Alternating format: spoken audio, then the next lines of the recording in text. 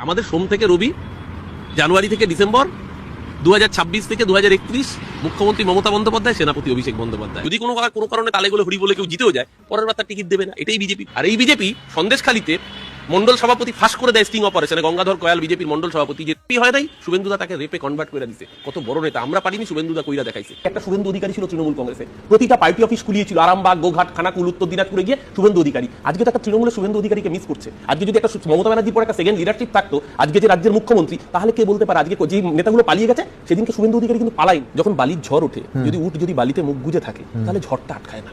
এটা বুঝতে হবে বাস্তব পরিস্থিতিটা। সেই জায়গায় দাঁড়িয়ে আমি আবারও বলছি, আমি আজকে অ্যাকাউন্টস কমিটি থেকে সরে এসেছি।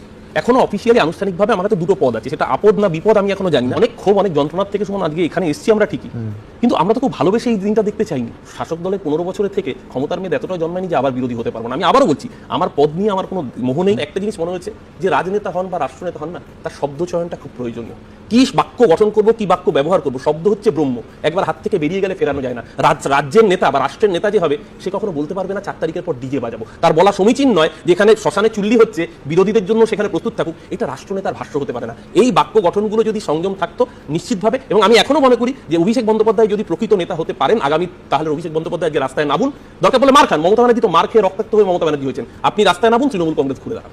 আজ থেকে 50 বছর বাদে হোক, 60 বছর বাদে হোক, বিজেপির পরিবর্তে যে সরকার আসবে, সেই সরকার ভালো করে চালাবে, আমাদের থেকে এটা চাইবো। আমিও চাইছি আজকে দাঁড়িয়ে। তাতে কি ক্ষতি হয়েছে? প্রশ্ন সেটা নয়। প্রশ্ন হচ্ছে সরকারই তো চালাবে, ওনার তো আর চালানোর জায়গা নেই। আমার প্রশ্ন হচ্ছে উনি পদটা ছেড়েছেন কেন? যে পদটা এমনি কাজে লাগে না, ছেঁড়া জুতো এমনি পরতে পারি না, তাই ফেলে দিয়ে এলাম, দিয়ে সারাদিন টিভিতে বকর বকর করে গেলাম।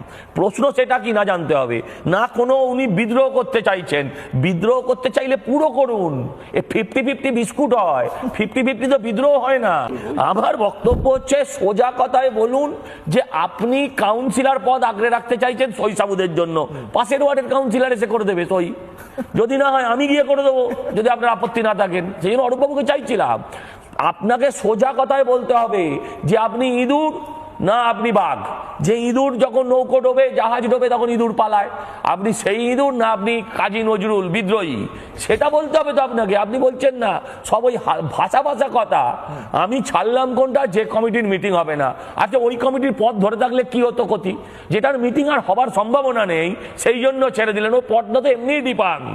টিভিতে টিআরপি বাড়ানোর জন্য ছাড়লেন কিনা বলুন, দলের নিজের ভ্যালু বাড়ানোর জন্য ছাড়লেন কিনা বলুন, যাতে আপনার পায়ে তেল মারে দল, তার জন্য ছাড়লেন কিনা বলুন। এ কথাগুলো তো উত্তর আমার বলছি। এটাও ঠিক, ওর পাটের খেতেও টাকা এখনো পাইনি, ওর বিছানার তলা থেকেও এখনো কিছু বেরোয়নি। বেরোয়নি মানে এই চোর নয়, এটাও বলা যাবে না, বেরোয়নি এখনো।